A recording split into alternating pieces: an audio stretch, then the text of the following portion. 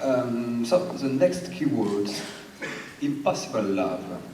For example, it's the main subject of your short story, A Song for Laia. It's also one of the main subjects of your novel, The Dying of Light. It's hard to love in your novels. Right. Why? It's hard to love in life. Have you noticed?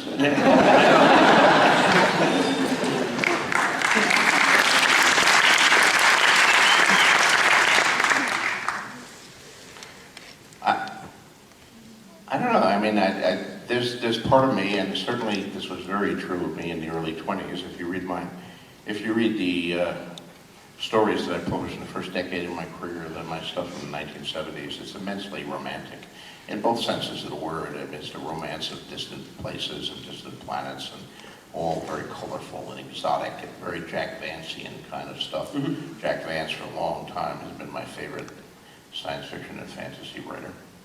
But it's also romantic in the sense of, you know, boy, girl, and finding true love, and all of that. Some of this is obviously a yearning in myself when I was young, looking for, as many people do in their teens and 20s, looking for that one person, looking for the true love, the impossibility of finding it, the whole existential loneliness there. Even when we're with someone, sometimes we're not with someone because we're all separate from each other. We don't have telepathy like Laia does. We can't psychically bond with someone. We have these crude instruments of words to try to express our feelings and get things across, and worried about we're going to say the wrong thing, we're going to lose the very thing that we most desire, and you know, it's all difficult. And then there's sex, which makes it even 1,000 times more difficult. So all of that was material to be explored, and I did try to explore it in a number of stories, of which A Song for Laia was probably the most successful, but there was also things like A Second Kind of Loneliness, and This Tower of Ashes, and For a Single Yesterday, and The Lonely Songs of Larendor, and In the Lost Lands, and on and on and on. It was a subject that I spent a lot of time exploring and grappling with. It's still a subject now, with some characters of Song of Ice and Fire. To an extent, yes. But there's a lot of other things going on in Song of Ice and Fire. You may have noticed. I read, another book that I frequently reread is F. Scott Fitzgerald's The Great Gatsby. We were talking about romance before. That was one of the most romantic books I've ever read, and I read it at a formative era when I was, you know, having my heart broken frequently, and writing a lot of my most romantic science fiction. It's interesting to get back to this issue of romance that you raised earlier. When I was in Spain a few years ago, I had dinner with a woman, a Spanish academic, and a big fan of both science fiction and romance. And she had read a lot of my stuff because people said I was a very romantic writer. And she should have launched into me at dinner saying, "What are you talking about? You are not a romantic writer. You know, nobody ever lives happily ever after in your books." And it's always, and I was defending, I was saying, "Whoa, but that's a different tradition of romance. I'm a romantic writer in a tradition of like a Great Gatsby and Romeo and Juliet and you know, Beauty and the Beast. You know, these things don't necessarily have happy endings. Aren't the most powerful romances the unfulfilled romances, the romances where people go their separate ways, but they'll always have Paris, right? Like Casablanca, one of the films I showed here. You know, they go separate at the end, but they'll always have Paris."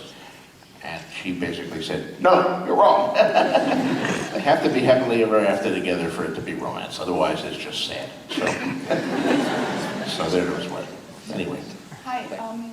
You maybe be a little bit shocked, but the first time I saw the series, I saw scenes from of Canaries and another one of Caitlin, and then I saw, oh, this must be a woman writing this, because I felt really there was you have this insight in these characters, especially women, and it's very precise. So I was just really amazed to see that it was a man, right? So. Well, thank you, I think. As a compliment.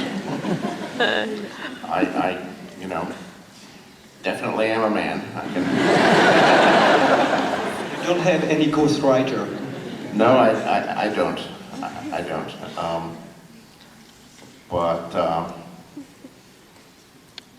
You know, I do occasionally consult with women. I mean, number one, I know a lot of them, but and some things you don't have to consult. As I said earlier in the answer to your earlier question, I think the differences between men and women are small compared to the similarities, our common humanity, the things that we all go through.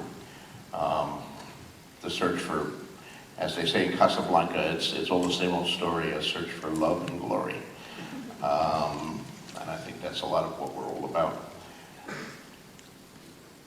But there are experiences that I haven't had, and when I'm writing about one of those, I try to talk to people who have had that experience. You know, when I first had Bran crippled by his fall from the tower, I had one fan who was paraplegic, and he and I exchanged a number of emails about, okay, what was it like to be paraplegic? Because I can try to imagine that, but I don't actually know that. When I wrote the scene where Sansa has her first period, this is an experience that I've also never had. But I talked to a number of women and said, well, what was it like when you had your first period? Was it scary? Was it nothing? Was it painful? Was it, tell me about it? And I got, you know, like 16 different stories. And I found out it varied widely.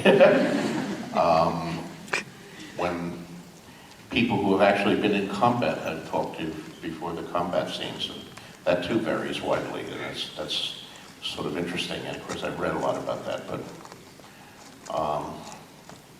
there are certain experiences that only women have had, at least in our society, and when I'm trying to tackle them, I try to consult with women, but I can definitely say that I am a man. But I'm glad you think I write to women well. I certainly try, as I try with all of these characters.